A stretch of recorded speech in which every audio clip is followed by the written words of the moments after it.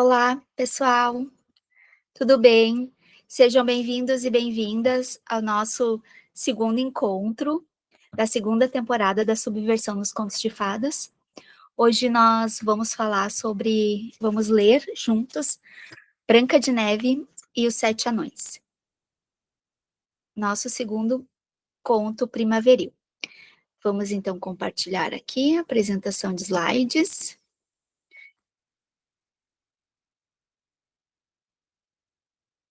Só um momentinho.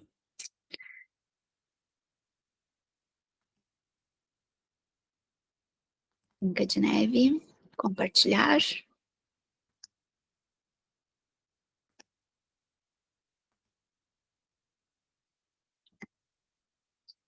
Feito.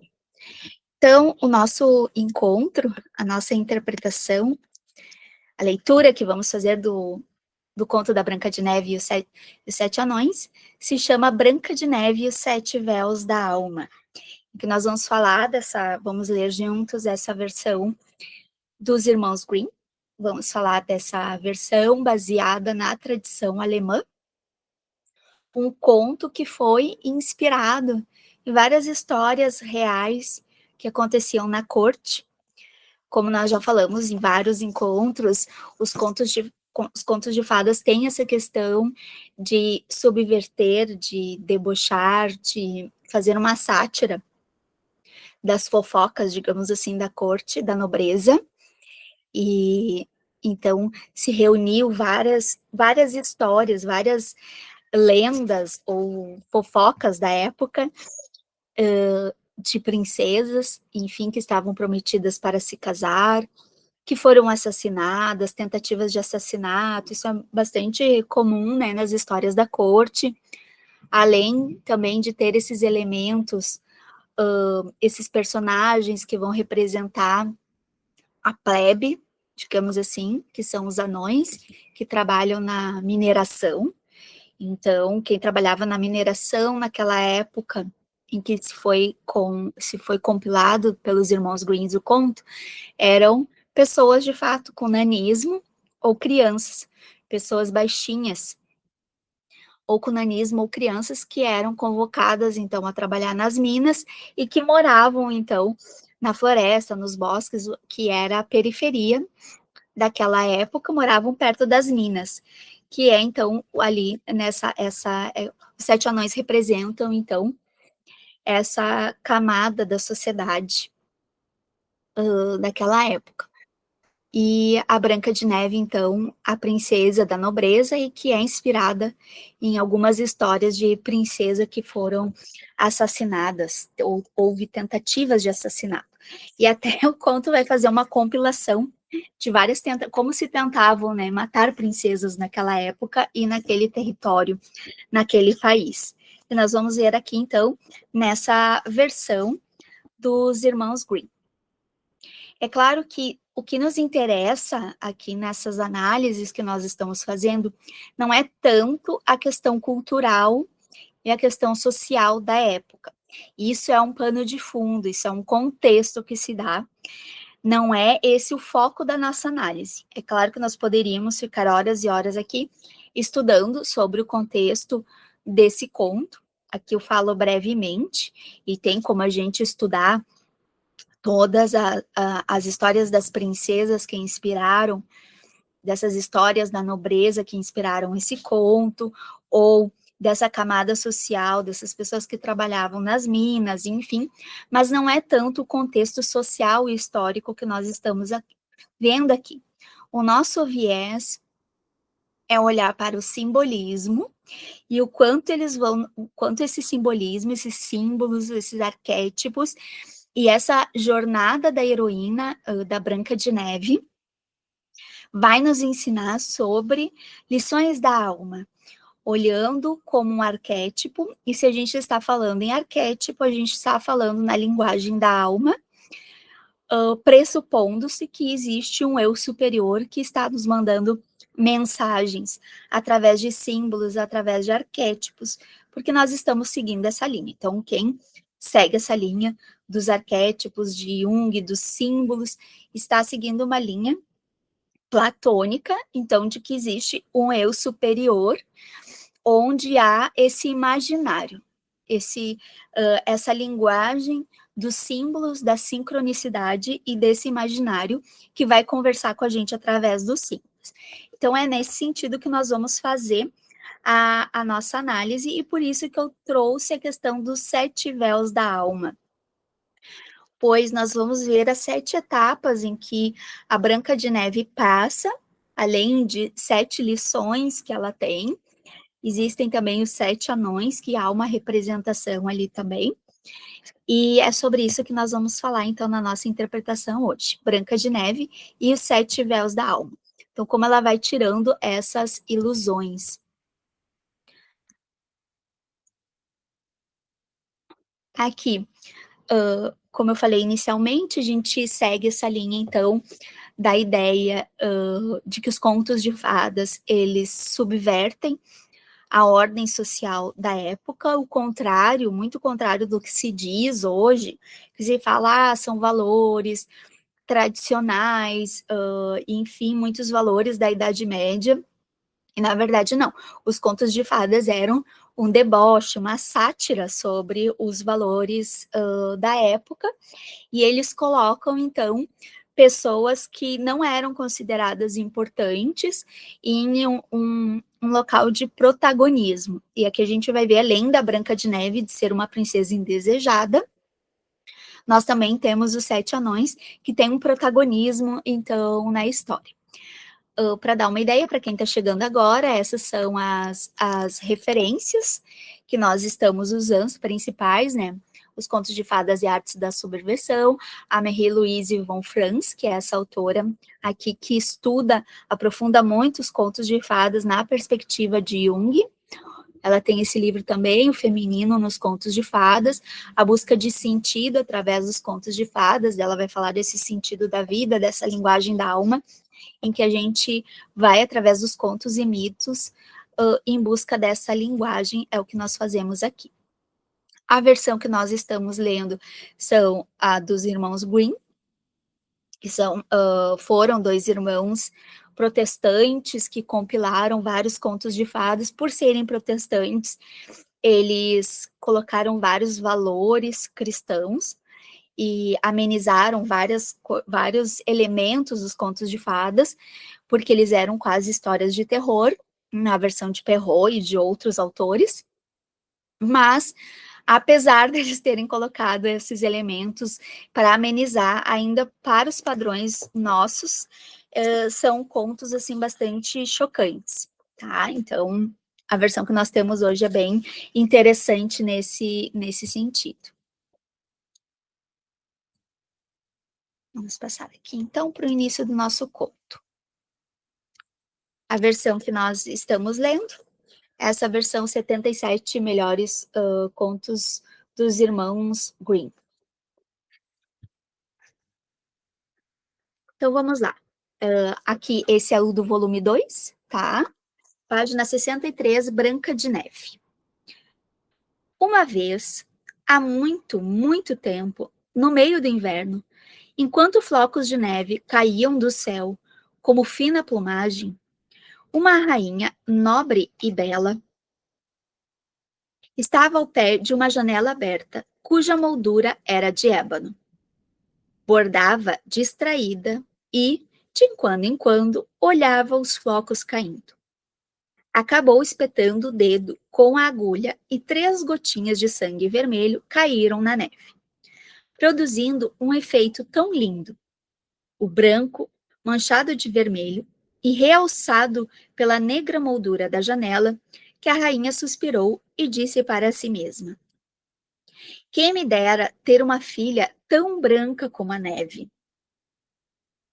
Os lábios vermelho como sangue e os cabelos negros como o ébano. Algum tempo depois, teve uma filhinha, cuja pele era tão branca como a neve, vermelha como o sangue e com cabelos negros como o ébano. Chamaram a menina de Branca de Neve, mas quando a criança nasceu, a rainha faleceu. Então, nós temos aqui nesse início uma descrição da mãe, a mãe desejando uma filha, e a gente já falou isso no primeiro conto da nossa, da nossa temporada, que é a Bela Adormecida, o quanto se marca na história das princesas e na história, geralmente na história na jornada da heroína, o quanto essa menina era desejada. Quando isso é marcado, quando se conta isso nas histórias dos heróis e das heroínas, do quanto são filhos do coração, como se diz, eles não são filhos feitos ao acaso, filhos indesejados, eles vieram do desejo e do coração das mães. Então, se diz que são filhos muito amados. E essas crianças, então, já nasceriam com uma bênção especial. No caso dessa mãe, ela está lá na janela bordando e olhando uma rainha, olhando para a neve, então ela está contemplando a natureza e ali ela se inspira pelas cores ali da janela, pela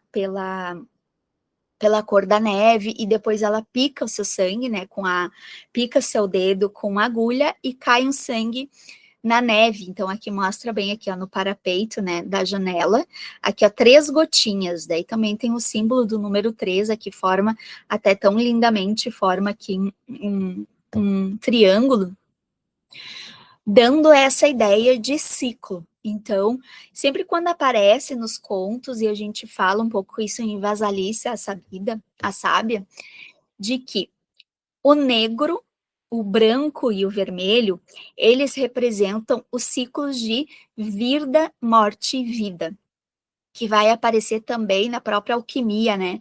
Que é rubedo, nigredo e albedo. Então, são 3 cores alquímicas que dão essa ideia de início, meio e fim, vida, morte e renascimento. Não é só início, meio e fim, desculpa. A jornada, o fim e o reinício, né? Então, esse ciclo de vida, morte e vida está representado nesse início, mostrando que é ela não nasceu do nada, Branca de Neve, ela nasceu de uma bênção, de uma pessoa abençoada, de uma pessoa inspirada. Essa mãe, ela é inspirada, ela é desperta, ela está aberta, com os olhos da alma abertos, para ver a simbologia da neve, da cor ali da janela e do vermelho do sangue. Então, é alguém que está com a alma desperta.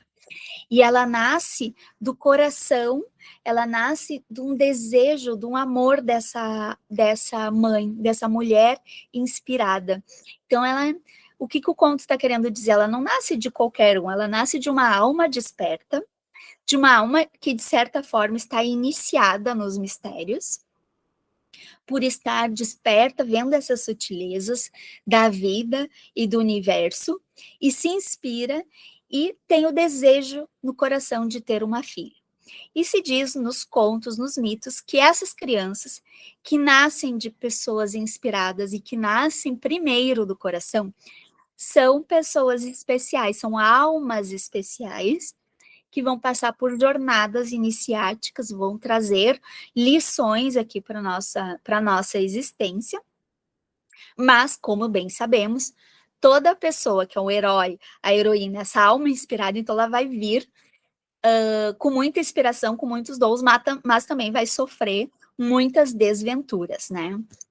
Então, essas almas, esses heróis e heroínas, eles vêm com muita inspiração, mas eles vêm para passar por grandes jornadas e provações aqui. Então, o conto está deixando, então, bem claro de que a Branca de Neve é uma heroína e é um ser iluminado, digamos assim, é uma heroína que vai nos trazer, vai viver uma linda jornada, uma jornada de crescimento da alma e que há de nos inspirar. Então, esse início marcando, né, de que ela tem um nascimento milagroso, um nascimento especial, uma concepção especial através de uma mãe muito especial, mas que morre assim que ela nasce. E a gente já sabe também que nos contos, muitas vezes as mães precisam morrer no sentido também figurado, para que essa alma possa, no sentido simbólico, para que essa alma possa crescer. Então aqui o conto já marca a Branca de Neve como essa alma, essa jornada da alma especial que ela vai passar aqui. Decorrido o ano de luto, o rei casou-se em suas segundas núpcias com uma princesa de grande beleza, mas extremamente má e orgulhosa. Ela não podia suportar a ideia de que alguém pudesse ser mais bonita do que ela. Possuía um espelho mágico, no qual frequentemente se mirava e admirava, e então dizia: Espelho, espelho meu, responde-me com franqueza. Qual a mulher mais bela de toda a redondeza? O espelho respondia: É vossa realeza, a mulher mais bela dessa redondeza. Ela, então, sentia-se feliz porque sabia que o espelho só podia dizer a pura verdade. No entanto, Branca de Neve crescia e aumentava em beleza e graça. Aos 7 anos de idade, era tão linda como a luz do dia. E muito mais que a rainha. Um dia, a rainha, sua madrasta, consultou, como de costume, o espelho. Espelho, espelho meu, responde-me com franqueza, qual a mulher mais bela de toda a redondeza? O espelho respondeu: Real senhora, sois aqui a mais bela.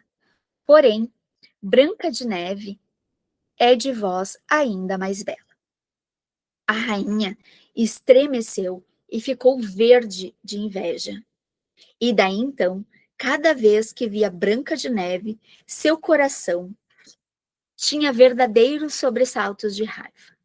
Sua inveja e seus ciúmes desenvolviam-se qual erva daninha, não lhe dando mais sossego, nem de dia, nem de noite. Enfim, já não podendo mais, mandou chamar um caçador e disse-lhe: Leva essa menina para a floresta. Não quero mais tornar a vê-la. Leva-a como puderes para a floresta, onde tens de matá-la. Traze-me, porém, o coração e o fígado como prova de sua morte. Então, nós temos aqui uma outra princesa, a madrasta, aqui na versão original, eles frisam bem que ela é uma outra princesa, ela também é princesa como Branca de Neve, provavelmente quase da idade da Branca de Neve, também é uma menina, e que tem muita inveja da Branca de Neve, ali é uma menina, né, de 7 aos 7 anos, enfim, já estava, provavelmente a madrasta, então, era uma adolescente, e ali o quanto ela tem inveja, então, da luz, né, de toda a pureza, inocência, pureza no sentido de alma, né, de todos os dons da Branca de Neve. E ela possuía um espelho. O espelho, naquela época, era um objeto, enfim, vindo do Oriente, em que se acreditava que possuía poderes mágicos. E quanto mais de boa qualidade, ele mostrava melhor a verdade, né? Ele refletia melhor como era de fato o ambiente que ele refletia, tinha mais nitidez, então ele mostrava a verdade. E aí é daí que vem então essa história de que o espelho estaria falando a verdade para a madrasta. E ela sente então muita inveja da Branca de Neve. E aí nós temos um outro aspecto do feminino, porque retratar, né, esse lado assim tão puro, digamos assim, da menina, e esse outro lado da madrasta de modo tão, assim, tão negativo. Esse é um dos contos que a gente diz que é da tradição dos contos sobre menstruação. Como no início, ali tem a mãe que pica, né, o seu dedo na agulha, muito parecido com a ideia também da Bela Adormecida, em que ela pica o dedo numa roca de fiar, e aí cai um pinguinho de sangue e ela, então, adormece. Aqui esse conto, que vai falar lá na mãe, que primeiro é a mãe, né, que tem essa ligação com esses ciclos de vida, morte e vida, e como tem o sangue, ela está muito ligada aos seus ciclos naturais, aos seus ciclos de menstruais, aos seus ciclos femininos, o que por si só, ele é um processo de iniciação feminina. Então, se sabe que pela tradição, o ciclo menstrual, ele está muito ligado aos ciclos do cosmos, aos ciclos da lua, aos ciclos da natureza, e ele é um caminho de iniciação feminina, de conexão com a sua alma, apesar de ser algo tão corporal, ele está muito ligado aos ciclos da natureza, e muito ligado a esse ciclo, é como se em cada ciclo a mulher vivesse a jornada da vida, uma pequena jornada de heroína, do início, do crescimento até o seu auge e a sua morte e renascimento. Então, isso está muito presente nesses contos de princesas e nesses contos que têm o sangue. Essa mãe da Branca de Neve era, ali eles estão descrevendo ela de uma forma muito mágica no início, ela é praticamente uma sacerdotisa, uma iniciada, eles estão mostrando assim, nossa, olha que mulher de alma engrandecida, que vê os ciclos de vida, morte e renascimento na natureza e vivencia em si, e a partir desse olhar desperto, ela deseja ter uma filha que vai estar conectada a isso também. A madrasta, aqui então a gente está falando agora da iniciação da Branca de Neve, desse caminho e dessa jornada dela para se tornar como essa mãe. Ali a mãe não está presente, ela vai ter que fazer o caminho próprio dela para se tornar essa mulher iniciada, para despertar e engrandecer a sua alma. Mas ainda a Branca de Neve está na inocência. Então, quando eles falam ali, da pureza, né, da Branca de Neve, então chega a ser uma coisa assim exagerada, ela está lá na luz. Aonde que estão as sombras? As sombras, elas estão sempre à espreita, mesmo que a gente esteja na primavera da vida, as sombras estão lá no nosso inconsciente, que representa essa madrasta, que é o outro lado, o lado do feminino que não quer estar lá no meio das flores, é um lado do feminino que quer poder, que quer se empoderar, tem essa vontade de potência. Aqui eu não quero falar em empoderamento, porque é uma palavra que já se tornou assim, um pouco pejorativa. Eu vou falar dessa vontade de potência que há em cada menina, mesmo sendo lá a menina pequena, inocente, que a gente olha e diz, nossa, essa aí não tem poder nenhum, né? Essa aí passa quase invisível aí pelos cantos dos castelos da vida, dos castelos da sociedade. A menina não tem poder e importância nenhuma, mas dentro dela há a semente de uma vontade de potência, de uma vontade de ser essa mulher poderosa, de assumir o seu feminino na sua potência máxima, digamos assim. E isso vai despertar muito na menina na menstruação. Segundo os contos, segundo os símbolos, né? A menstruação é essa jornada de iniciação do feminino, ela é esse rito de passagem que vai chamar a menina para um despertar do feminino maduro que precisa passar pela madrasta. É algo, faz parte das provas, a gente passar por esse feminino representado pela bruxa, pela feiticeira ou pela madrasta má. Então, ela está ali enquanto latente, ela está à espreita.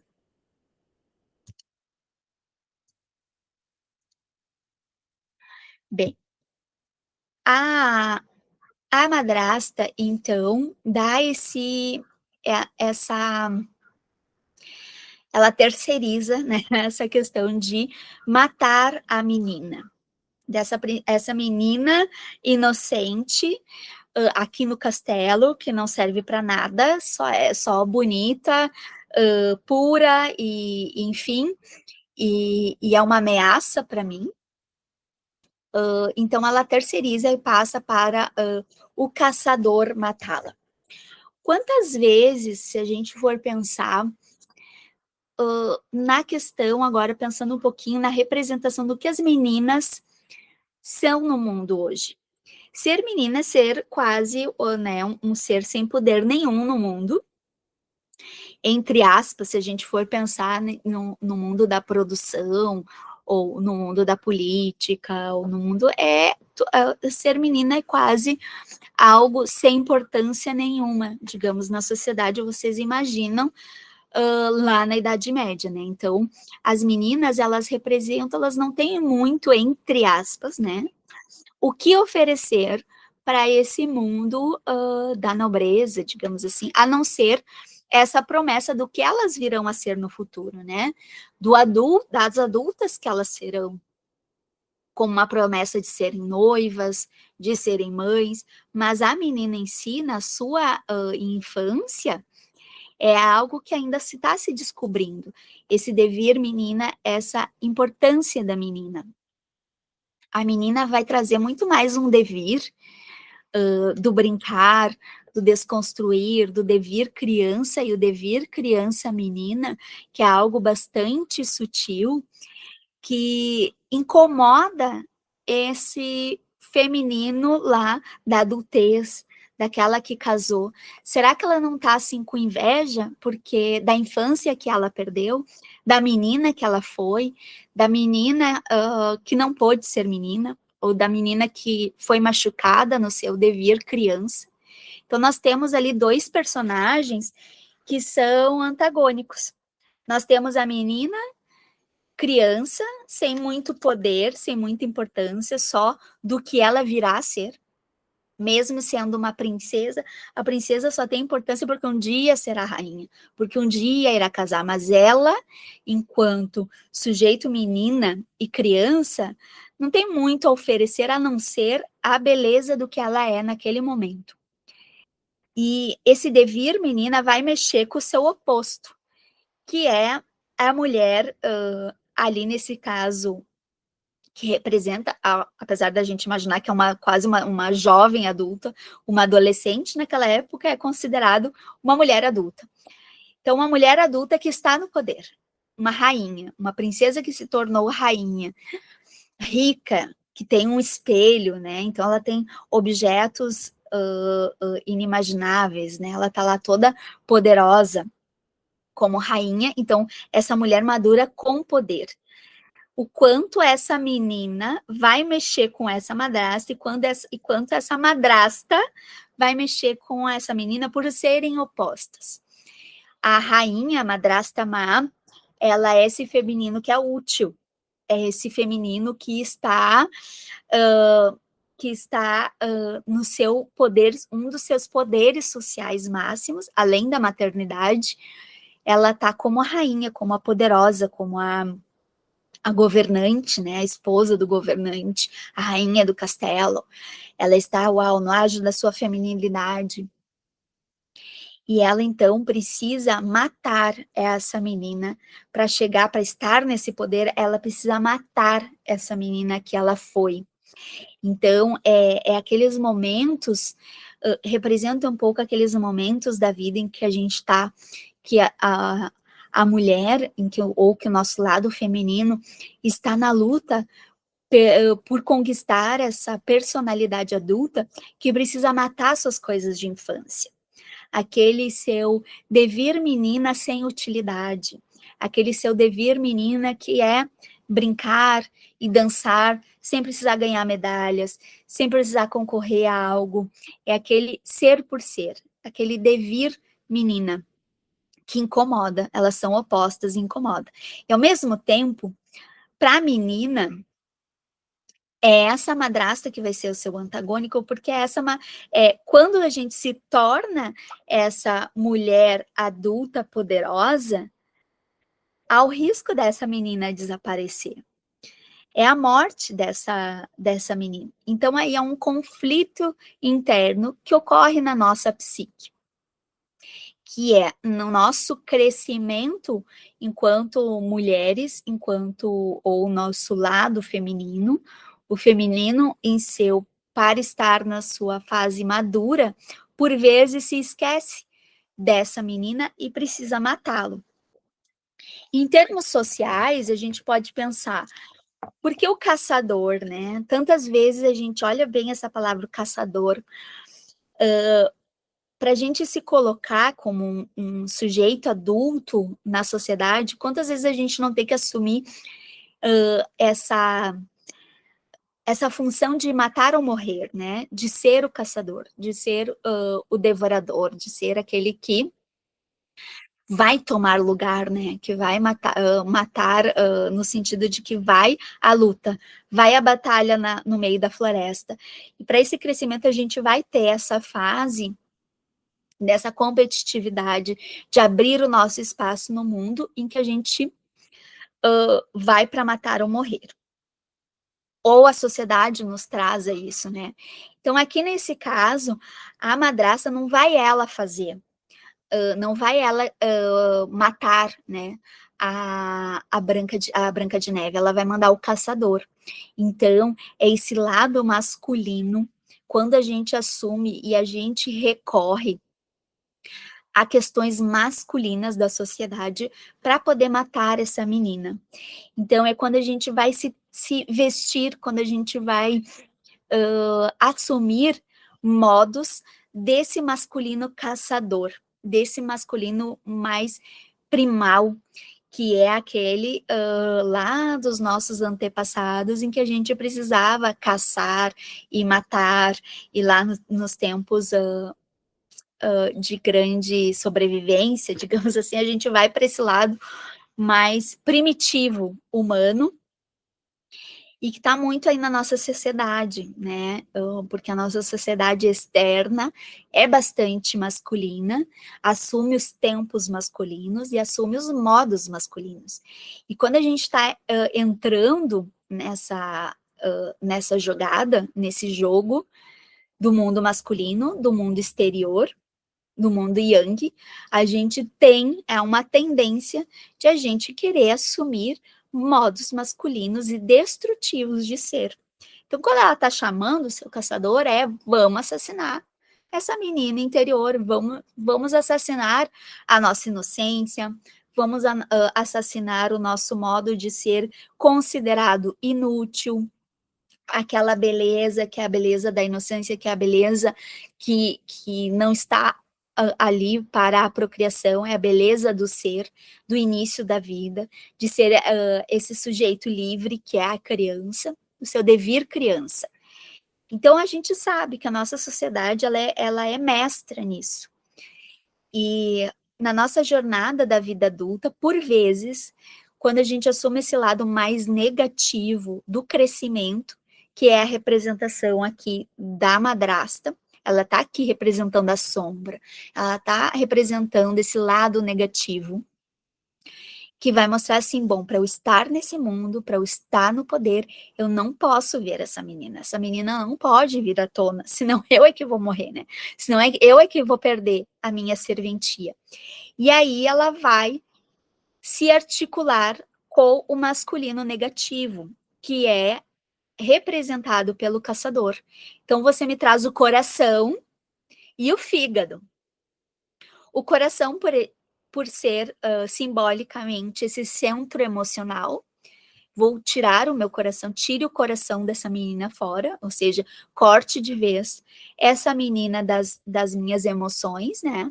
Vou cortar essas emoções que lembram a minha meninice, e o fígado, porque tem esse lado do sacrifício. Essa menina precisa ser sacrificada. O fígado é um órgão que está ligado ao sacrifício lá, muito também pelo mito de Prometeu acorrentado, não vamos entrar muito aqui, mas o Prometeu também é sacrificado, e aí vinha a ave de Zeus e sempre come o fígado dele, o fígado se recompõe e a ave vem de novo, então ele fica eternamente sendo sacrificado e sendo comido pela ave de Zeus. Então ela está ligada a esse autossacrifício. E aí a gente vê um pouco do quanto a Branca de Neve, ela também é uma representação desse feminino uno, que é a mãe da Branca de Neve. A Branca de Neve é a madrasta,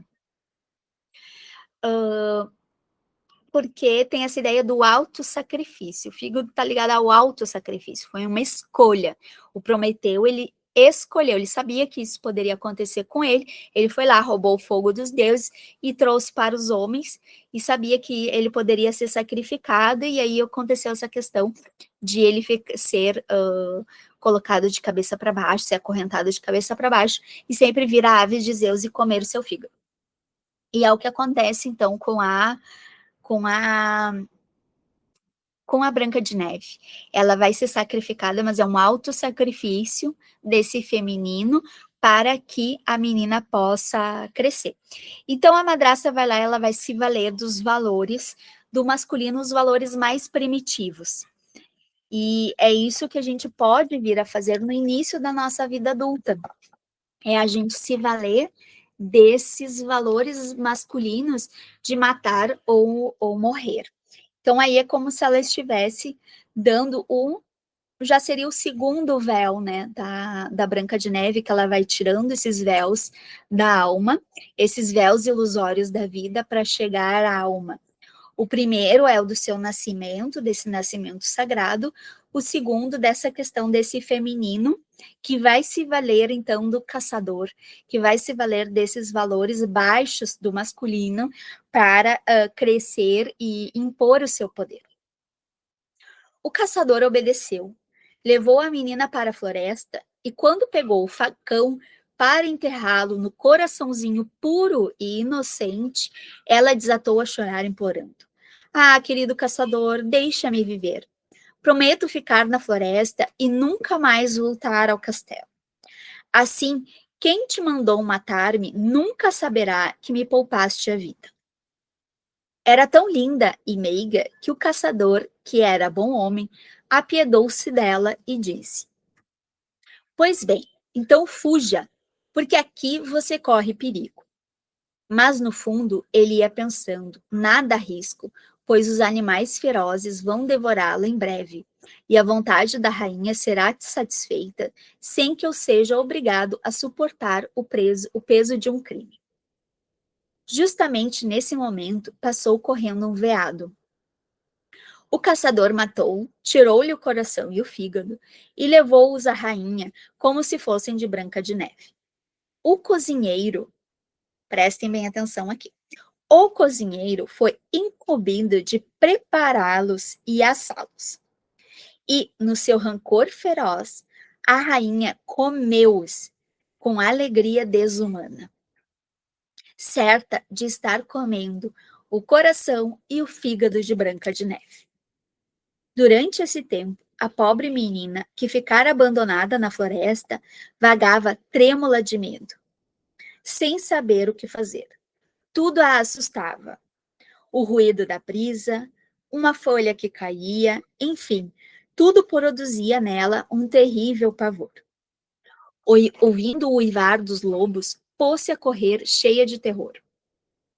Os pezinhos delicados feriam-se nas pedras pontiagudas e estava toda arranhada pelos espinhos.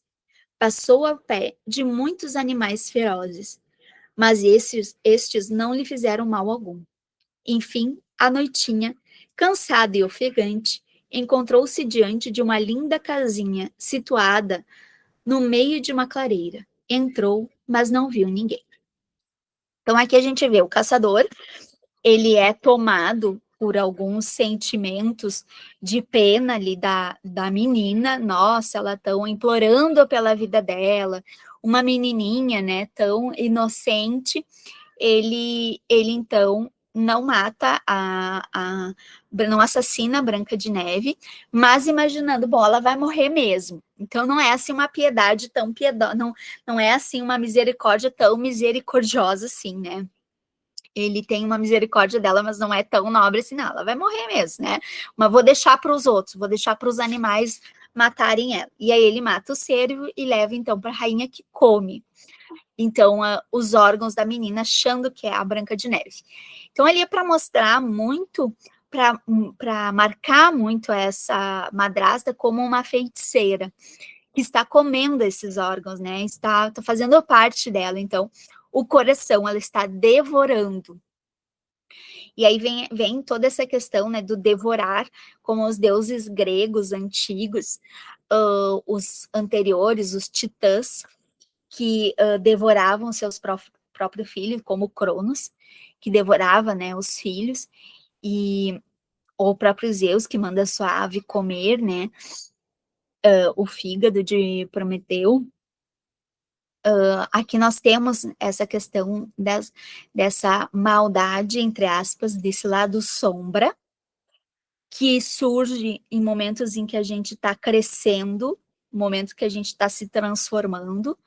No caso aqui da Branca de Neve, fala muito dessa menina que vai se transformar, que vai se tornar mulher, desse processo da menstruação, e que a gente assassina, digamos assim, a nossa menina, e come, aquilo faz parte da gente, a gente devora ela, como o lobo mau, né? O lobo mau. A Chapeuzinho Vermelho também é um outro conto sobre menstruação. E os contos de fadas, nós falamos no conto anterior que os contos de fadas eram uma forma de educação menstrual e psíquica das meninas, e o Branca de Neve também. Então vai ter essa questão que a gente devora aquela menina a partir do momento que ela menstrua, nesse processo de crescimento, essa menina é assassinada interiormente, a gente devora ela, mas ela não morre totalmente, né? Ela não morre, ela vai surgir em outro, vai ressurgir. Mas há esse processo de devorar e de matar essa menina. Essas dores, digamos assim, da adolescência e que podem surgir e vir após a menstruação. Então, o caçador manda ela para a floresta. Então, a gente tem aí esse momento em... A floresta nos contos de fadas é o inconsciente, esse crescimento psíquico. Então, após, digamos assim, que ela foi banida do castelo, após ela estar nesse processo de crescimento, nessa embate aí com a madrasta, a Branca de Neve vai passar por um momento de interiorização, que a gente vê também na Bela Adormecida, que é quando a Bela Adormecida, quando a princesa Aurora, de fato, dorme. Ali o conto diz que fica por um tempo, a psique da menina fica em stand-by, que é algum momento, assim, de esquecimento que se tem ali. Dos 11 aos 13 anos pode ocorrer isso. Algumas pessoas não lembram de coisas que aconteceram naquele momento, de meses. Fica uma nuvem, um momento anuviado. E nós vamos ter isso em outros momentos muito importantes na vida, na psique feminina, como o puerpério, por exemplo. Então, aqui a Branca de Neve está cada vez mais se interiorizando e indo, então, para a floresta. Banida, então, nesse momento, ela não está apta, esse momento, a viver no social, a fazer grandes coisas no mundo exterior. Ela é banida pelo caçador? Não, ela não tem importância nesse momento. Em várias culturas, quando as meninas chegam na época da puberdade, não precisa chegar na menstruação em si, precisa ter ocorrido ainda a menstruação, mas quando a menina está começando a dar sinais da puberdade, elas são excluídas da comunidade, ou elas vão para assim, para uma casa, para um espaço na aldeia, né, para um abrigo na aldeia específico, e que elas não podem sair. Realmente as meninas ficam trancafiadas durante 1 a 3 anos, ou elas vão para uma caverna distante, também são trancafiadas. Então, em várias culturas tem isso. As tribos nômades tinham, então, faziam barracos, né, faziam as casas, o seu assentamento separado para as meninas que estavam no puerpério, porque sabiam que elas precisavam desse momento de interiorização. Isso poderia ser visto tanto como uma bênção, como uma maldição. Aqui nesse caso a gente está falando dos valores europeus, então, que não era bem visto isso no castelo, para o mundo social, né, para o mundo do caçador, para esse mundo masculino. Esse momento do puerpério é um momento de mistério, é um momento de mistério, é um momento ruim, tanto para essa mulher adulta, porque vai mexer com a menina que ela foi, quanto para as questões sociais, ela não tem muita importância, então ela pode ser colocada em locais ou isolados do castelo, e aqui nesse caso ela vai ser isolada numa casinha na floresta. Era muito comum também, na nobreza, se esconder príncipes e princesas para que não houvessem tentativas de assassinato.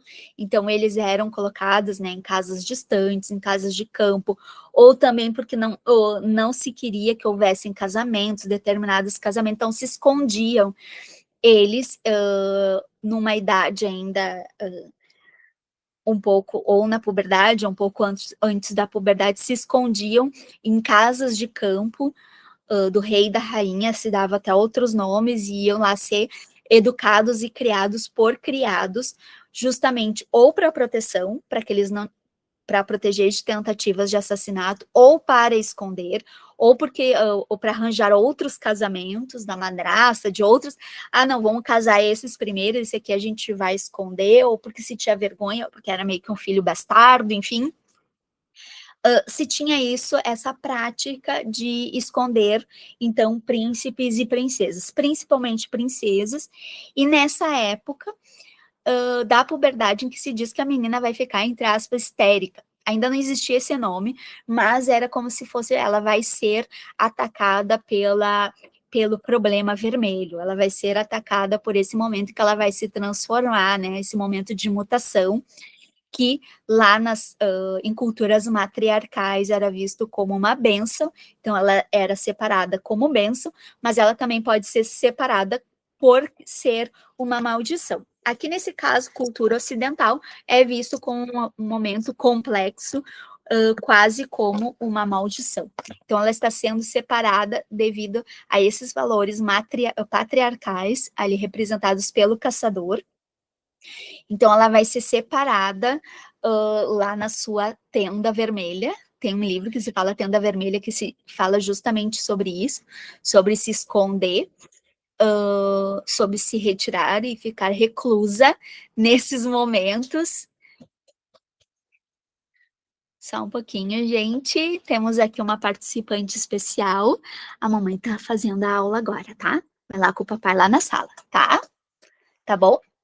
Vai lá com o papai lá na sala. Depois a mamãe vai lá, tá? Tá bom? Ó, eu tô aqui na tela.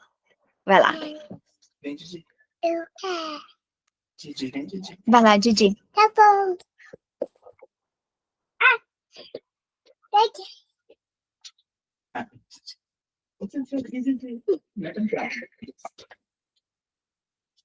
Bom, depois dessa participação especial na aula, continuando aqui.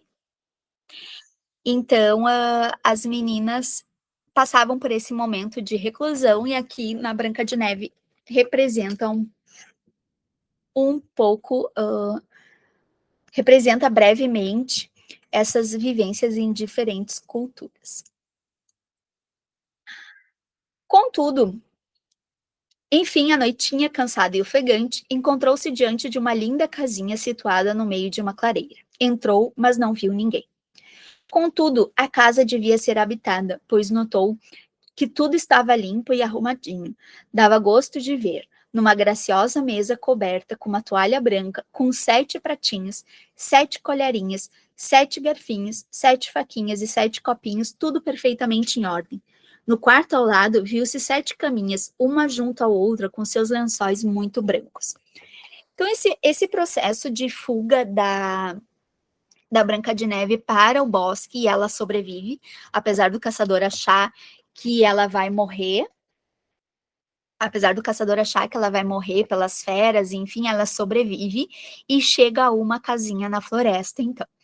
Então, ela vai chegar nesse seu cantinho recluso da puberdade, nessa sua tenda vermelha, ou a gente também pode representar também, assim, ela vai nesse canto, nessa casa do bosque, que vai abrigá-la, como um ser da nobreza que está sendo deixado de lado, ou ela também está indo para o seu processo de desertação, esse processo de interiorização da fuga para o deserto, né? Isso vai ter em vários contos, em várias jornadas, que é quando o herói vai se ver sozinho, né? Ele vai para esse espaço remoto em que ele vai ouvir a voz da sua alma, né? Em que ele vai crescer. Se chama isso também de desertação. Então, ela vai para a periferia da sociedade, ela é reclusa, então ela vai para um outro espaço que não deixa, entre aspas, de ser um deserto. O deserto das histórias lá do Oriente, muito parecido com o que a gente tem aqui no Ocidente, como a floresta, onde tu vai receber grande sabedoria, onde tu vai ter uma jornada espiritual. A fuga para o bosque, então, é esse momento de primavera, de entrada da primavera, para a Branca de Neve. Enquanto lá ela estava no castelo muito no inverno, ela nasce na neve, aí tem essa questão toda sombria com a madrasta, é quando ela vai para o bosque que ela vai vendo, tem um cervo, tem os passarinhos, ela vê, tem ali a questão dos lobos, e ela vai para esse espaço numa clareira, ela encontra uma clareira, e ali ela vai viver uma espécie de morte e renascimento, no sentido de uma espécie de primavera, longe desse castelo. Ela vai viver uma primavera num jardim, é quase no jardim do castelo, né? Ela vai no bosque ali perto, ela não vai estar numa floresta perigosa, ela está numa floresta que vai ser fértil para ela. Então, ali ela vai viver uma espécie de primavera. Apesar de a gente estar saindo do castelo, da sociedade, dos valores daquele feminino governante, né, daquele feminino que está servindo ao sistema, ela está se despojando disso e vai viver quase como uma hippie no meio da floresta, que é aquela fase um pouco quando a gente se despoja na adolescência, se a gente for levar para essa questão da menstruação, em que a gente vai se despojar de tudo aquilo que é considerado ser uma princesinha do castelo. A Branca de Neve também vai viver isso, ela vai se despojar disso tudo, vai viver quase como uma camponesa, uma hippie, lá no meio dos trabalhadores das minas, no meio dos 7 anões, que podem também ser 7 duendezinhos, 7 seres da floresta. Então, ela vai viver ali uma espécie de primavera, ela vai construir ali uma vida paralela, uma vida numa outra frequência. Ela vai se despojar de questões formais, ela vai se tornar assim, mais natural, ela vai viver numa plebe ou com os seres mágicos da floresta, e ela vai construir um universo paralelo numa espécie de primavera. E esse é um momento de a primavera é esse convite, essa primavera interior, ela é também uma desertação, ela é rica em outros elementos, em elementos internos do despertar, mas que não tem tanto a ver com aquele universo do poder, da governança lá do mundo do castelo e do feudo. A primavera e o jardim, eles também são uma espécie de desertação. Tu vai estar com os teus sentidos aflorados e com toda essa conexão com o renascimento um renascimento interior, um renascimento da alma, mas que te chama para fora do castelo. Vamos passar então aqui para a casinha agora.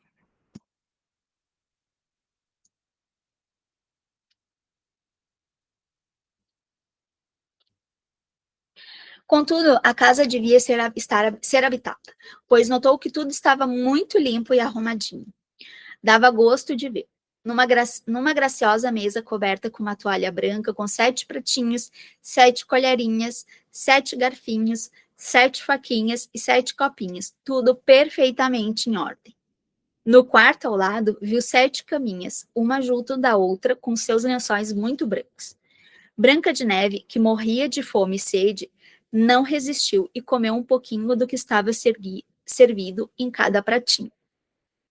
Mas não querendo privar nem um só dono do seu alimento, tirou somente um bocadinho de cada e bebeu apenas um golinho do vinho de cada um. Depois, não aguentando a canseira, foi deitar-se numa caminha, mas a primeira era curta demais, a segunda muito estreita, experimentando-as todas até que a sétima tinha a medida certa. Então, fez sua oração e logo adormeceu profundamente.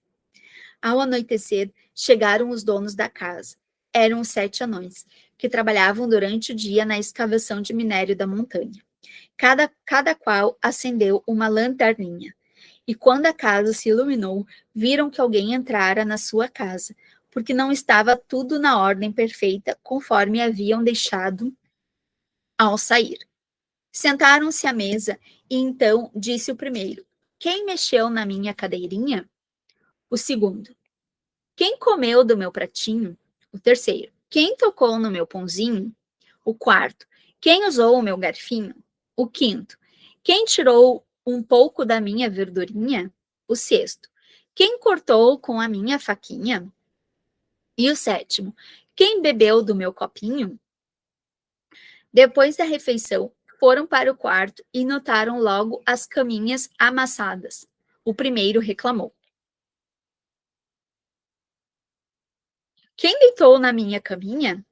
E na minha? E na minha? Gritaram os outros, cada qual examinando a sua cama. Enfim, o sétimo descobriu Branca de Neve dormindo a sono solto na sua caminha.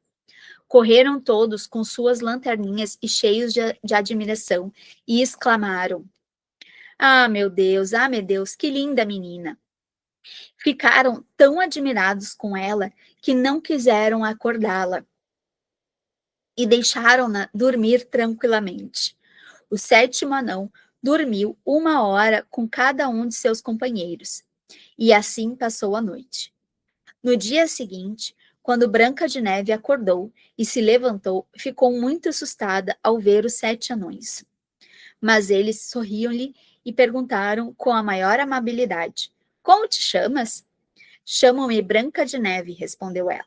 Como vieste aqui à nossa casa? Ela contou-lhes como sua madrasta mandara matá-la e como o caçador lhe permitira que vivesse na floresta. Após ter corrido o dia todo, chegara ali e, vendo a linda casinha, entrara para descansar um pouco. Os anões perguntaram-lhe: Queres ficar conosco? Aqui não te faltará nada. Só tens de cuidar da casa, fazer nossa comida, lavar e passar nossa roupa, coser, tecer nossas meias e manter tudo muito limpo e em ordem. Mas, quando tiveres acabado seu trabalho, serás a nossa rainha. Sim, disse a menina, ficarei convosco de todo o coração. E ficou morando com eles, procurando manter tudo sempre em ordem. Pela manhã, eles partiam para as cavernas em busca de ouro e minérios. E à noite, quando voltavam, todos jantavam juntos muito alegres. Como a menina ficava sozinha durante o dia, os anões advertiram-na. Toma cuidado com a tua madrasta, não tardará a saber onde estás.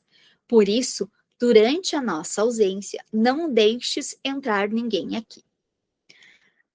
A rainha, entretanto, certa de ter comido o fígado e o coração de Branca de Neve, vivia despreocupada e pensava satisfeita que era novamente a primeira e mais bela mulher do reino. Certo dia, porém, foi consultar o espelho, certa de que lhe responderia não ter mais nenhuma rival em beldade. Bom, antes da gente voltar a falar da madrasta, vamos falar aqui então um pouquinho dos 7 anões, em que ela foi, que deram abrigo a Branca de Neve. A gente está falando aqui desse processo de desertação, do quanto a Branca de Neve, então, foi para esse espaço, ela aceita,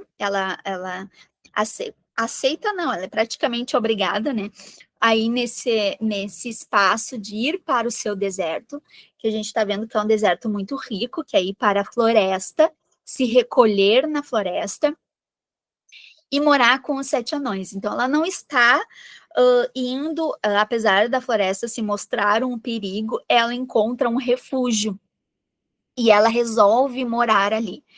E muito dessa história, né, de se refugiar no deserto, se refugiar nas montanhas, a gente tem aqui um pouco também do eremita, né, das eremitas, de que vão viver os primeiros cristãos, que vão viver no deserto, né, que vão fazer suas penitências, ou os próprios israelitas do antigo Israel, do Israel ancestral, que iam para o deserto para fazer penitências, para ter um processo de iniciação. A gente, então, vai ter aqui a Branca de Neve como essa eremita, para ela se tornar, fazer a jornada de iniciação dela, para ela se tornar essa sacerdotisa, que era sua mãe a ser iniciada, ela precisa passar por esse processo de desertação, mas nesse caso é uma desertação diferente, ela é no meio da floresta. Ela vai viver uma desertação na primavera. Então, é aquilo que a gente tem falado desde lá da Bela Adormecida, que a primavera, ela não é só que lá estou nos campos, nos jardins, com as flores, ela é um convite a gente a pensar as questões dos mistérios da vida, de vida, morte e vida. Então, ela vai viver meio que nesse cantinho dela, olha, estou, parece um pouco bem as pessoas que hoje eu tenho vários amigos que vivem assim, eu cansei das cidades, eu cansei da sociedade, eu vou morar nas montanhas, né, eu vou morar, vou ter lá no meio da roça sem nada, vou plantar tudo, eu cansei da cidade, é um pouco isso, esse processo de desertação no meio da riqueza da natureza, não é bem ir para o deserto, tu vai para o meio da roça, para o meio do mato, que é muito rico, mas que é essa desertação da civilidade, né? Essa desertação da sociedade. É um ficar sozinho e se interiorizar. E aqui ela já não vai mais viver como princesa, ela então vai se tornar uma espécie de empregada dos 7 anões, então ela vai trabalhar para esses seres da floresta, né? Ela vai se colocar numa posição bastante subalterna, digamos assim, mas que é ao mesmo tempo livre. É um paradoxo, ela está vivendo livre da sociedade, ela está cozinhando, ela está limpando, então ele já mostra que também há uma iniciação, há algo de mágico nessas tarefas domésticas, nessas tarefas ligadas à terra, ligadas ao cotidiano, elas são processos de iniciação. Mostra ali os 7 anões como esses seres sábios que vão passar para ela algumas tarefas, e que eles próprios estão bastante ligados à terra, eles trabalham na terra, né? Eles vão lá descobrir essas pedras, eles vão lá extrair as pedras preciosas da terra. Então, são seres simples, mas que ao mesmo tempo estão trabalhando com as maiores riquezas, e é eles que estão lá tirando as maiores riquezas da terra. E ela vai aprender com eles. Aí também tem bastante o mito de Maria Madalena. A Maria Madalena, ela era muito popular no cristianismo, europeu. Depois, com o tempo, ela foi perdendo o seu status, mas existiam muitas lendas, muitas histórias sobre ela como uma grande penitente, e principalmente na França, onde há alguns mitos de que ela viveu lá. Então, depois da morte de Jesus, enfim, quando houve a perseguição aos cristãos, elas teria, junto com mais 2 Marias, que são as 3 Marias que vieram no barco, foram de barco até a França, foram condenadas, né, num barquinho, sobreviveram. Também um pouco isso, elas foram colocadas num barco quase sem nada, numa canoinha, e atravessaram o mar milagrosamente, junto com José de Arimateia, e chegaram na França, e lá Maria Madalena iria viver, depois de ter pregado, de ter se tornado uma grande sacerdotisa cristã.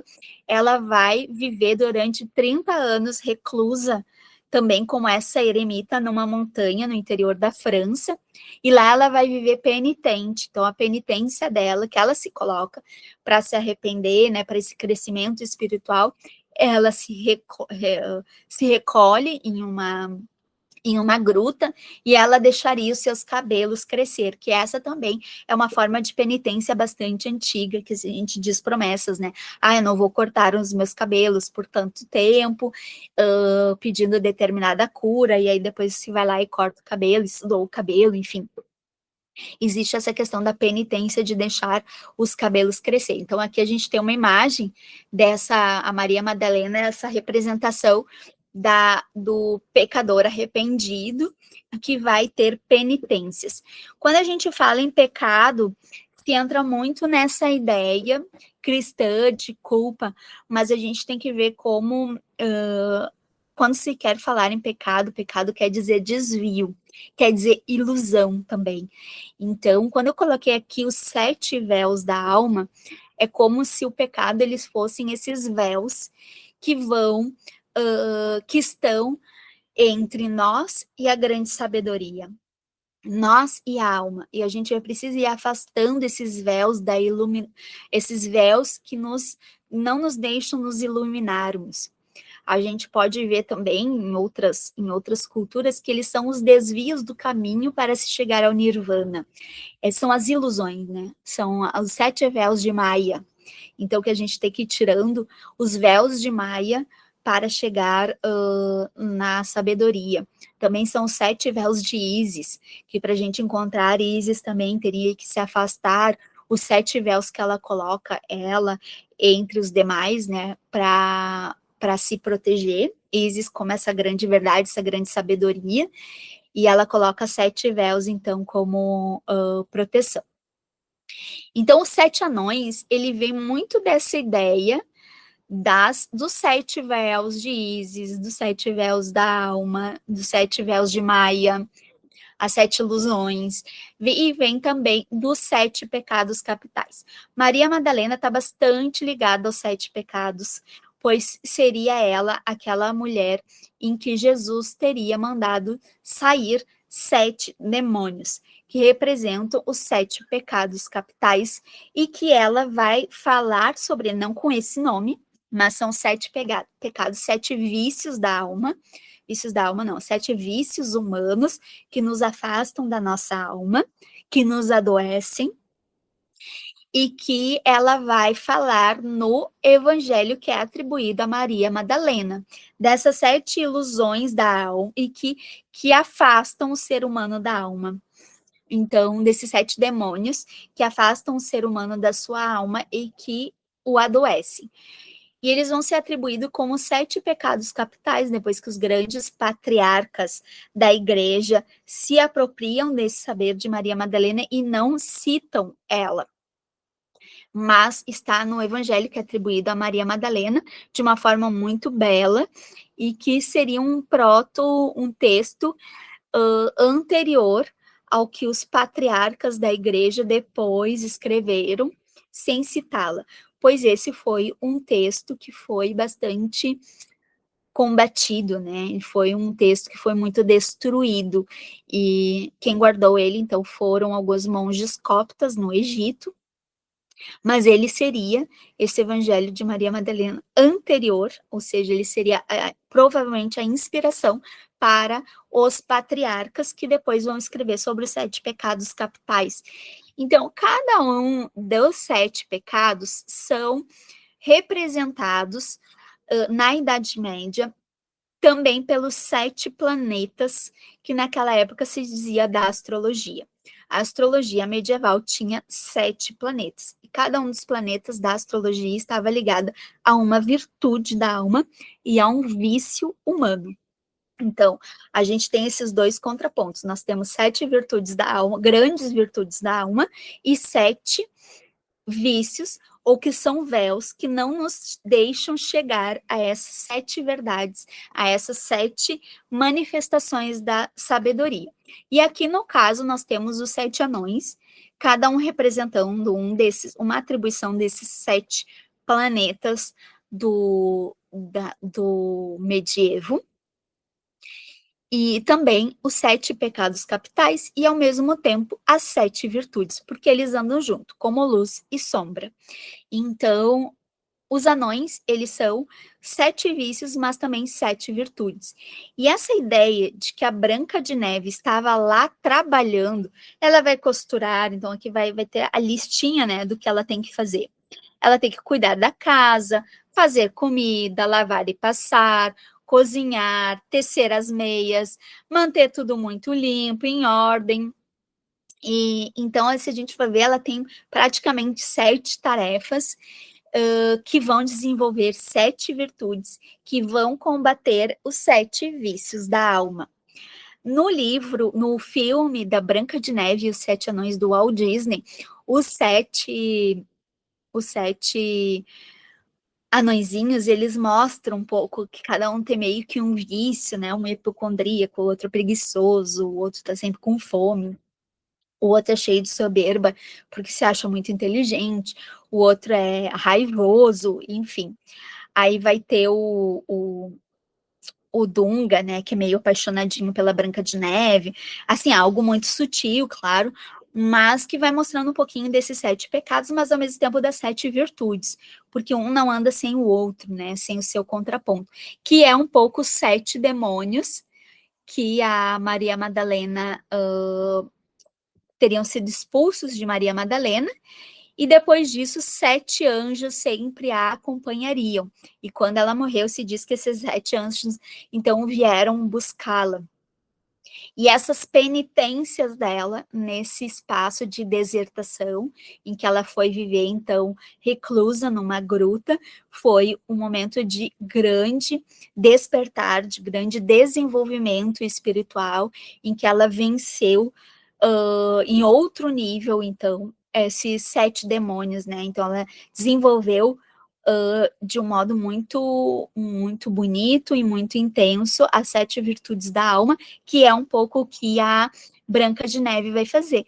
Trabalhar, então, para a terra, trabalhar direto nessa primavera, direto, imersa nessa floresta. Então, está muito ligada a essa sabedoria da desertação, de ir ao deserto, de ir aos desertos da alma, vencer as 7 vícios, ou 7 ilusões, como queiram chamar, os 7 pecados, através de 7 grandes virtudes da alma humana. Seguindo, então, ela vai fazer esse trabalho kármico, esse trabalho de purificação, esse trabalho que vai se dizer que dignifica muito a nossa alma, nos colocando num local de humildade, que vai nos despojar de qualquer papel de nobreza que a gente imagine que possa ter, e vá nos colocar nesse lugar de simplicidade e de servir, que é um pouco o que a primavera nos chama. Primeiro, a fazer aquela limpeza, a abrir as portas, abrir as janelas da casa, a limpar para que a primavera chegue, a que a gente dê nova cor, que a gente pinte a casa, que a gente reforme a casa, nos reforme, que a gente trabalhe, que a gente limpe para a chegada desse verão, para que a gente perfume, para que a gente comece com os festejos que no inverno não poderiam, que a gente fica mais recluso. É uma desertação, mas uma desertação de trabalho, de um trabalho muito ligado à terra, muito ligado a servir, ao encontro, a um trabalho de reclusão, mas é uma reclusão se despojar de coisas assim da sociedade e ir trabalhar o que realmente interessa lá no chão da vida, né? No chão da vida, junto com os duendezinhos ou os anõezinhos, que são os trabalhadores da terra. É um trabalho kármico que ela está fazendo ali. Vamos então agora para os grandes desafios. A rainha, entretanto, certa de ter comido o fígado e o coração de Branca de Neve, vivia preocupada e pensava, satisfeita, que era novamente a primeira e mais bela mulher do reino. Certo dia, porém, foi consultar o espelho, certa de que lhe responderia não ter mais nenhuma rival em beldade. Espelho, espelho meu, responde-me com franqueza, qual a mulher mais bela de toda a redondeza? Imaginem a sua raiva quando o espelho respondeu: Real senhora, do país sois a mais formosa. Mas Branca de Neve, que por trás dos montes vive em uma casa dos 7 anões, é de vós 1000 vezes mais formosa. A rainha ficou furiosa, pois sabia que o espelho não podia mentir. Percebeu assim que o caçador a enganara e que Branca de Neve continuava a viver. Novamente, devorada pelo ciúme e pela inveja, só pensava numa maneira de fazer a menina desaparecer. Pensou, pensou, pensou, depois pintou o rosto e disfarçou-se de velha vendedora de quinquilharenas, completamente irreconhecível. Assim disfarçada, atravessou as 7 montanhas e foi à casa dos 7 anões. Chegando lá, bateu à porta e gritou: Belas coisas para vender, belas coisas, quem quer comprar? Branca de Neve, que estava no primeiro andar e se aborrecia por ficar sozinha todo o santo dia, abriu a janela e perguntou-lhe o que tinha para vender. Ah, coisas lindíssimas, respondeu a velha. Olha esse fino e elegante cinto. Ah, coisas lindíssimas, respondeu a velha. Olha esse fino e elegante cinto. E mostrou um cinto de cetim cor-de-rosa, todo de seda colorida. Posso deixar esta boa mulher? Posso deixar Posso deixar esta boa mulher? Posso deixar entrar sem perigo, calculou Branca de Neve. Então desceu, puxou o ferrolho e comprou o cinto. Mas a velha disse-lhe: Tu não vai conseguir sozinha. Vem, dessa vez eu te ajudo a fazê-lo como se deve. A menina se aproximou confiante na frente da velha, deixando que lhe abotoasse o cinto. Então, a cruel inimiga, mais que depressa, apertou-o com tanta força que a menina perdeu a respiração e caiu desacordada no chão. Agora sim, exclamou a rainha, muito contente. Já foste a mais bela. Mas, felizmente, os anões nesse dia, tendo terminado o trabalho mais cedo que de costume, voltaram logo para casa. E qual não foi seu susto ao verem a querida Branca de Neve estendida no chão, rígida como se estivesse morta. Ergueram-na e viram que o cinto apertava demais sua cinturinha. Logo, o desabotoaram e ela começou a respirar novamente. E pouco a pouco voltou a si e pôde contar o que aconteceu. Os anões disseram-lhe: Foste muito imprudente. Aquela velha não era senão a tua horrível madrasta. Portanto, no futuro deves ter cuidado e não deixar entrar mais ninguém quando não estivermos em casa. A rainha malvada, logo que chegou ao castelo, correu ao espelho esperando, enfim, ouvi-lo proclamar a sua absoluta beleza, e que para ela soava mais deliciosamente que tudo, e perguntou: Espelho, espelho meu, responde-me com franqueza, qual a mulher mais bela de toda a redondeza? E o espelho respondeu: Real senhora do país sois a mais formosa, mas Branca de Neve, que por trás dos montes vive e em casa dos 7 anões, é de vós 1000 vezes mais formosa. A essas palavras, a rainha sentiu o sangue gelar nas suas veias, empalideceu de inveja e depois torceu-se de raiva. Compreendeu que a rival ainda estava viva. Pensou novamente no meio de se livrar dela, a causa de seu rancor. Então aí nós temos, né, uma das primeiras tentações, ali, uma das primeiras tentativas de morte da Branca de Neve, que foi a morte pela cinta. A gente não conhece tanto, mas tem essa tentação para ela, então tem essa tentativa de homicídio pela cinta. Naquela época a gente sabe que se usava e que se apertava demais, era uma forma também de matar as meninas, era essa, é apertar demais, e aos poucos elas não iam conseguindo respirar, e horas depois elas poderiam morrer, desmaiar e morrer, né? Então, essa era, ou até quebrar as costelas das meninas, isso acontecia com os cintas. Então, aqui agora a gente vai ter, né, vários modos de como se matar uma menina na Idade Média, como se matar uma princesa lá na nobreza. E essa era uma, era pela cinta muito apertada, que ia matando aos poucos, e que foi o que aconteceu aqui com a Branca de Neve numa das tentativas.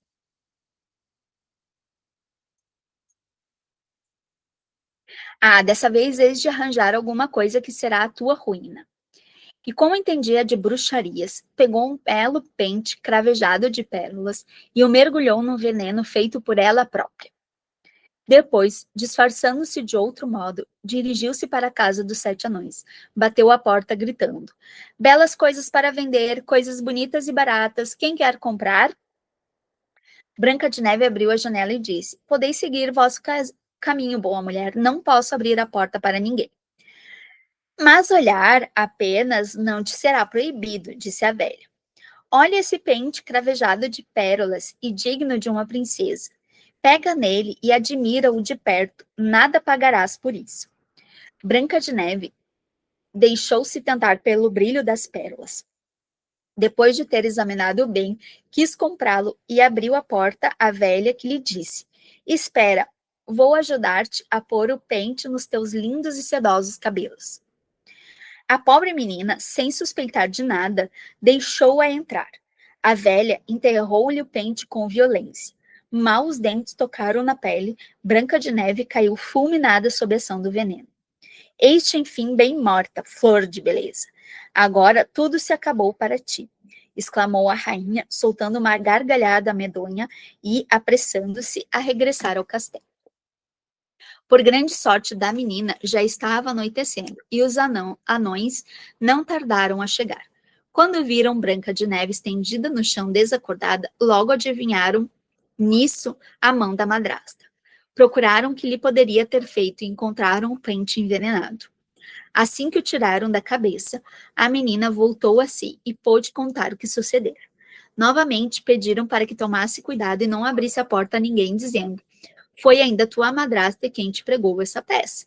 É preciso que nos prometas que nunca mais abrirá a porta, seja lá quem for. Branca de Neve prometeu tudo o que os anões lhe pediram. De volta ao castelo, a rainha correu até o espelho e perguntou: Espelho, espelho meu, responde-me com franqueza, qual a mulher mais bela de toda a redondeza? Mas a resposta foi a mesma. O espelho repetiu: Real senhora do país, sois a mais formosa.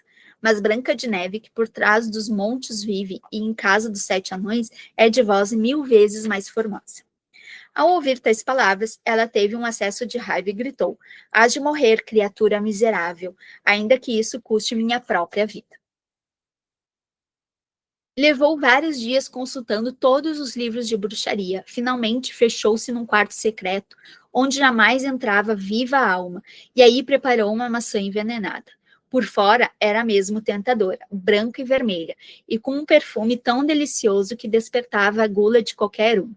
Mas quem provasse um pedacinho teria a morte infalível. Tendo assim preparado a maçã, pintou o rosto e disfarçou-se de camponesa, e como tal, encaminhou-se, atravessando as 7 montanhas, e indo bater à casa dos 7 anões. Branca de Neve saiu à janela e disse: Vá embora, boa mulher, não posso abrir a ninguém. Os 7 anões me proibiram. Não precisa entrar, respondeu a falsa camponesa. Podes ver as maçãs pelas janelas. Se as quiserem comprar, eu venderei minhas maçãs em outro lugar. Mas quero dar-te esta de presente. Vê como ela é magnífica. Prova um pedacinho. Estou certa de que a acharás deliciosa. Não, não, respondeu Branca de Neve. Não me atrevo a aceitar. Tem medo que esteja envenenada? Perguntou a mulher. Olha, vou comer a metade da maçã e tu depois poderás comer o resto para veres que deliciosa é ela.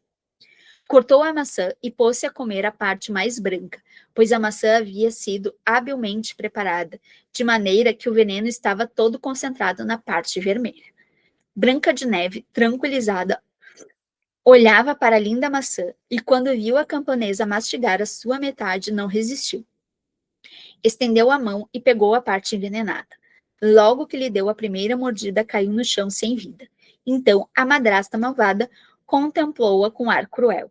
Depois, saltando e rindo com uma alegria tremenda, exclamou: branca como a neve, rosada como sangue e negra como ébano. Este, enfim, morta, morta, criatura atormentadora. Dessa vez, nem todos os anões do mundo poderão despertar-te. Apressou-se a voltar ao castelo. Mal chegou, dirigiu-se ao espelho e perguntou: espelho, espelho meu, responde-me com franqueza, qual a mulher mais bela de toda a redondeza? Dessa vez o espelho respondeu: de toda a redondeza agora, real senhora, sois vós a mais formosa.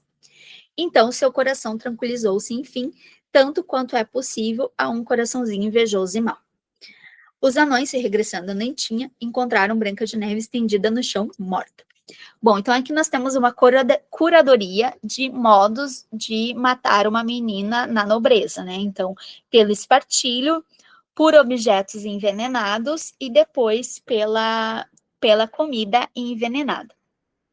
De fato, é um dos modos em que as meninas da nobreza, enfim, quando eram prometidas para casar com tal príncipe que não era da mesma religião, ou, enfim, que se queria casar outra e não aquela, enfim, era um dos modos de assassinato, né? Então, um dos medos de matar, né, de que fossem mortos os nobres é pelo envenenamento. As meninas tinham outros modos que eram pelo próprio jeito que se cuidava delas, desde os objetos que se colocava, né, próximo à cabeça, que poderia envenenar, o próprio espartilho era um modo que a gente já falou que poderia matar.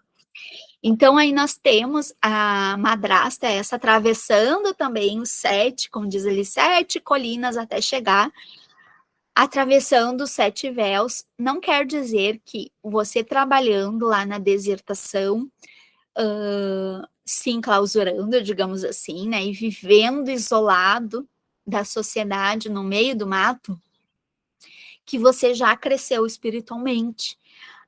Os perigos do mundo e as questões dentro as questões das sombras estão em nós. Então, essas tentações e essas mortes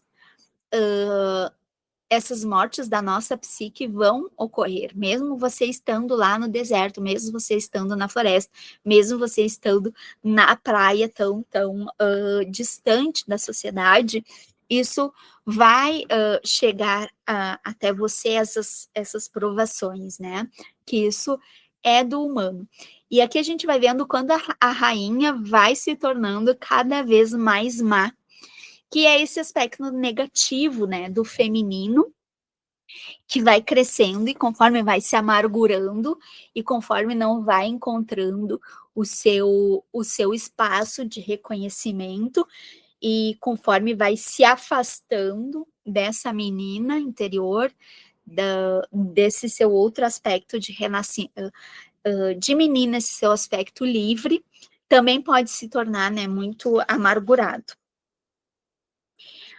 Bom, e aí a Branca de Neve, então, morre. Então, quando ela come a maçã é essa representação total, então, desse crescimento pela menstruação, né? A maçã vermelha, ela é uma das formas que representa a menstruação, não precisa ser a primeira, mas quer dizer que vivenciando essas primeiras menstruações, essa menina tende a morrer,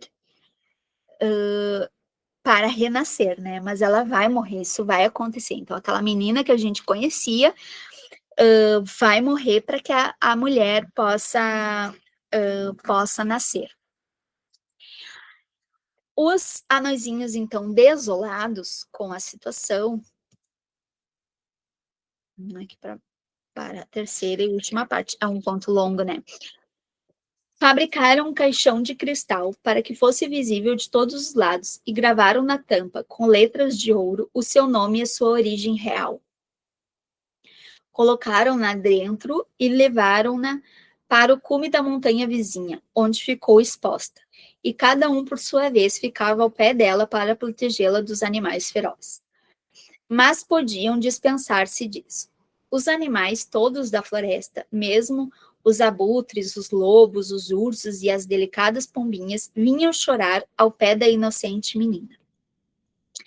Muitos anos se passaram, e Branca de Neve parecia estar dormindo, pois sua tesa era ainda mais como desejara a mãe. branca como a neve, rosada como o sangue, e os olhos e os longos cabelos negros como ébano. Não tinha menor sinal de morte. Um belo dia, um jovem príncipe, filho de um poderoso rei, tendo se extraviado durante a caça na floresta, chegou à montanha onde Branca de Neve repousava. Bom, e agora a gente chega àquela parte estranha dos contos, né? E do patriarcado e do fetiche patriarcal pela virgem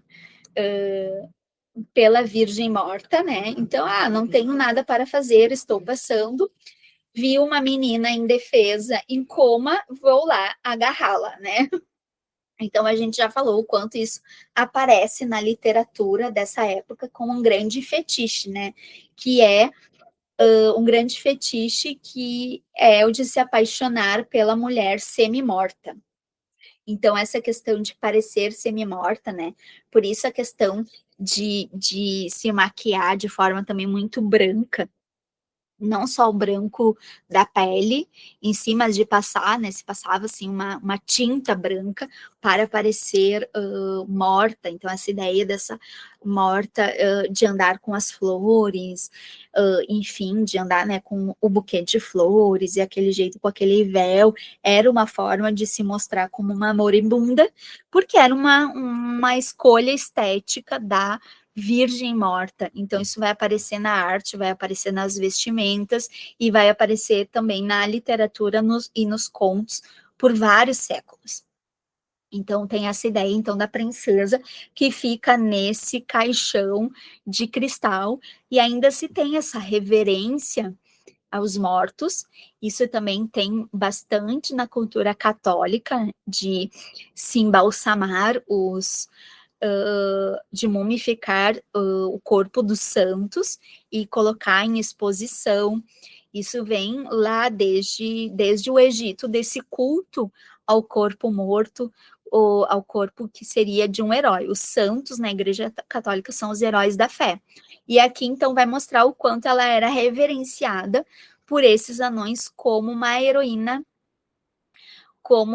heroína das virtudes, que cuidaram dele, enfim, como alguém da nobreza que foi viver, então, reclusa lá com eles, e que de alguma forma tinha ali um nascimento milagroso e uma morte milagrosa, que era uma morte porque ela não morria, então ela ficava nesse caixão de vidro como uma forma de reverência a essa heroína, que é algo que quem vive o catolicismo sabe que isso é bastante comum, né, de se colocar, de se reverenciar os túmulos, e também há túmulos em vidro em que se vê o corpo dos santos, enfim, isso é algo que hoje, na cultura de massas, hoje para nós soa um pouco estranho, mas isso nas sociedades antigas era bastante comum se cultuar os mortos, principalmente aqueles que se viam como heróis, né?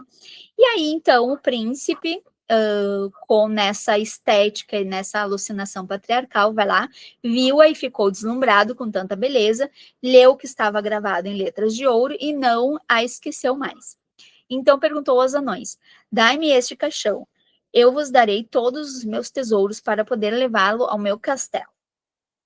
Mas os anões responderam: não daremos a nossa querida filha, nem a nossa querida filha. Então ela foi meio que adotada, né, pelos anões, nem por todo o ouro do mundo. O príncipe caiu em profunda tristeza e permaneceu extasiado na contemplação da beleza tão pura de Branca de Neve e tornou a pedir aos anões: por favor, deixe-me levá-la, já não posso mais viver sem tê-la diante dos meus olhos. Quero dar-lhe as honras que só se prestam ao ser mais amado nesse mundo. Ao ouvirem essas palavras e vendo a grande tristeza do príncipe, os anões compadeceram-se dele e deram-lhe Branca de Neve, certos de que eles não deixariam de colocá-la na sala de honra do seu castelo. O príncipe mandou que seus empregados pegassem o caixão e carregassem nos ombros. Aconteceu, porém, olha que interessante, esse final. Aconteceu, porém, que um dos criados tropeçou numa raiz e com o solavanco saltou fora da sua garganta um pedaço de maçã que ela mordera e não engolira. Então, Branca de Neve despertou Respirou profundamente e abriu os olhos. Levantou a tampa do caixão e sentou-se. Estava viva. Meu Deus, onde estou? Exclamou ela. O príncipe, radiante de alegria, disse-lhe: Estás comigo. Agora acabaram todos os seus tormentos. És para mim mais preciosa que tudo quanto há no mundo. Vamos ao castelo de meu pai, que é um grande e poderoso rei, e serás minha esposa bem-amada. Bem, aqui nós não temos o beijo, né? Aqui o príncipe não agarra a princesa morta, ele se apaixona pela moribunda, mas então, quando os empregados vão levá-lo, salta da boca dela, um tropeça e salta da boca dela. Então, ela estava encantada, na verdade, ela não estava morta, e salta um pedaço da maçã. Tem muito a ver essa questão da garganta. Então, a maçã, ela não só envenenou, ela sufocou a voz da Branca de Neve, e quando passa o príncipe, a gente já falou que o príncipe é esse ânimos do feminino, é esse masculino interior que vai despertar esse masculino saudável interior, que vai despertar a menina dessa passividade para vir ali a guerreira, para vir aquela que vai ser a protagonista da sua história. Então, o príncipe, ele veio como um despertar, tirá-la dali, e nesse tropeço, qual é o poder que ele traz de volta a ela? O que ele desperta nela é o poder da fala. Ela desperta a garganta. Então, ela desperta e pode contar ela mesma a própria história. Então, dá para se dizer que a madrasta e aquele poder da sociedade em que ela vivia como menina, ela era calada, ela não era ouvida, ela não tinha, a sua voz não era ouvida, ela estava silenciada. E morreu pela garganta, mas é isso que é a garganta, é esse falar e o contar a própria história que o príncipe vem despertar nela. Como o príncipe era encantador e muito gentil, Branca de Neve aceitou-lhe a mão. O rei, muito satisfeito com a escolha do filho, mandou preparar tudo para umas núpcias suntuosas. Para a festa, além dos anões, foi convidada também a má rainha, que, ignorando quem era a noiva, vestiu seus mais ricos trajes para ofuscar todas as damas e donzelas. Depois de vestida, foi contemplar-se no espelho, certa de ouvir proclamada sua beleza triunfante, perguntou: Espelho, espelho meu, responde-me com franqueza, qual a mulher mais bela de toda a redondeza? Qual não foi seu espanto ao ouvir-lhe responder: Real senhora de todas aqui, sois a mais bela agora, mas a noiva do filho do rei é de vós 1000 vezes mais formosa. Aí nós temos com a madrasta também aqueles aspectos nossos de vaidade, mas de vaidade social, de que a gente precisa ter tais enfeites, tais marcas, tais bolsas, tais procedimentos estéticos para ser reconhecida como a mais bela do nosso reino. Entra para aquela vaidade um pouco plastificada e consumidora. E aqui mostra bem, ela vai ela vai num casamento, ela quer ter o vestido mais bela, ela tá tão enfeitada. Enquanto que, às vezes, o quanto a gente está mais despojada, mais feliz e natural, a gente pode estar muito mais bela, sem todos aqueles enfeites, né? Quando a gente está enfeitada demais, né? Vaidosa demais, que chega a ser exagerada. Aqui também trabalha um pouco isso, e que a Branca de Neve vem tratar, assim, o quanto a beleza natural dela encanta muito mais. A perversa mulher começou a gritar e ficou tão exasperada que não podia controlar-se e não queria mais ir à festa. Entretanto, como a inveja não lhe dava tréguas, sentiu curiosidade ao ver a jovem rainha. Quando fez a entrada no castelo perante a corte reunida, Branca de Neve logo reconheceu sua madrasta e quase desmaiou de susto, achando que estava livre daquela megera. A horrível mulher fitava como uma serpente, mas sobre o braseiro já estavam prontos um par de sapatos de ferro que haviam ficado a esquentar em ponto de brasa. Os anões apoderaram-se dela e calçando-lhe à força aqueles sapatos quentes como fogo, obrigaram-na a dançar, a dançar, a dançar, até cair morta no chão. Os finais terríveis dos contos de fadas. Em seguida, realizou-se a festa com um esplendor jamais visto sobre a terra, e todos, grandes e pequenos, ficaram profundamente alegres. Então, nós temos aqui na jornada da Branca de Neve um feminino, digamos assim, saudável, que vai crescer por uma interiorização, que vai passar, né, por essa iniciação na juventude, despojando-se da corte, né, despojando-se do que a sociedade espera dela. Aqui ela tá, eu não quero ser essa mulher plástica, né, essa mulher tão vaidosa, essa mulher adoentada, como é a madrasta. A madrasta é esse feminino ferido que cresceu e que quer assassinar a menina. Ela tá em comunhão com os aspectos masculinos tóxicos, que vão representar lá com os masculinos mais brutais, que é, por exemplo, o caçador, esse poder, né, que ela quer nesse castelo, e ela quer representar esse feminino que conquistou poder, vaidade, riqueza, enfim, e se despoja totalmente da menina, da inocência, depois daquela sabedoria da terra que é representado, da sabedoria, aquela sabedoria do cotidiano, aquela sabedoria ancestral que está muito ligada às questões de servir, às questões de disciplina, de autocuidado, de cuidado do cotidiano, do cuidado da terra, do cuidado do lar, das coisas, da magia simples. A magia simples que pode estar lá no quintal. Um pouco que para quem acompanha, mas aqui a gente já viu na Baba Yaga, quando a Vasalisa vai trabalhar para a Baba Yaga, quando se vai fazer esse trabalho para esses seres ancestrais, que é de cozinhar, limpar lá dentro da floresta, a gente está fazendo um trabalho interior. Isso lá no Oriente se chama de Karma Yoga. Então, que é fazer a sua yoga, o seu crescimento, a sua limpeza, a sua purificação, o seu crescimento espiritual pelo trabalho ordinário cotidiano.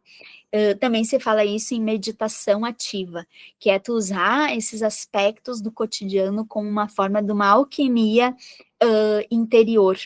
E é isso que quem está lá nas pompas e honras e que está pensando em vaidades, em status, que está né, pensando em estar nas partes superiores da sociedade, muitas vezes se despoja dessas questões, desse crescimento espiritual que está em ser na simplicidade da vida. E aqui a Branca de Neve vai fazer esse caminho dela, o contrário. Ela vai conquistar esse feminino poderoso, essa vontade de potência, mas por um outro caminho. Pelo caminho que não é o da conquista do castelo. Ela vai chegar no castelo. Mas antes disso, ela vai fazer esse caminho da alma, que é passar pelas etapas, pelas primeiras etapas, sem deixar essas etapas de lado, para chegar até o seu castelo interior, que é esse despertar de um feminino. Ela também vai ser rainha, mas ela vai ser rainha vencendo outros aspectos internos dela, a partir da história dela, fazendo primeiro um trabalho, um trabalho de serviço a esses entes sábios que estão nas coisas simples da vida. É aí, então, que ela vai ancorar, é aí que ela vai formar o terreno para o seu crescimento. E a primavera nos chama isso também, essa primavera da alma nos chama a fazer esse trabalho de limpeza, de olhar para os seres da terra, de voltar às questões simples, como a linguagem das flores, a linguagem dos jardins, a meditar e a crescer com as coisas simples da vida e com essa sabedoria das flores, das plantas, dos seres que trabalham para a Terra, para a gente olhar para esse feminino que vem essa sabedoria da menina interior, da menina criança, da menina que é uma menina abençoada, que vai passar pelo seu processo de desertação, que vai passar pela sua jornada de crescimento, e aí sim vai se tornar a rainha do seu próprio castelo a partir de um outro olhar. E é esses próprios entes, essas próprias virtudes que ela criou, e essa própria proteção que ela criou de uma psique mais bem formada, que vão afastá-la desse feminino tão doentio que é o da madrasta. Então, aí a gente tem um final cruel para madrasta, né? A gente tem um final assim bem chocante, então que ela é obrigada a dançar sem parar com sapatos de ferro até morrer. Então, também é uma forma assim da vaidade dela, né? Da vaidade, ela foi morta pela sua própria vaidade, que é a questão, né, do sapato, enfim. E ela nem queria ir naquele casamento e ela foi só de raiva para ver quem era essa mulher mais bela do que ela. Então é tão belo caminho que esse conto nos mostra de iniciação. Essa ilustração aqui está muito bonita, que vai mostrando tudo o que acontece com ela, né? Aqui, o príncipe que a convida ela aqui então no casamento, e aqui a madrasta, enfim, vai mostrando alguns lampejos, aqui os anões mais como duendes, e os seres da floresta que vêm reverenciá-la, então, nesse túmulo, então, que ela passa pela morte e renasce. E a primavera também pode ser uma morte e renascimento, não só o inverno, mas a primavera também vem chamar que partes nossas venham a morrer nessa primavera, que são essas partes que estão ligadas a muitas cortes, as formalidades. Chega o momento da gente botar o pé na terra e saber que isso é importante para o nosso crescimento. Espero que tenham gostado. E na próxima lua nova temos um novo conto primaveril. Até lá!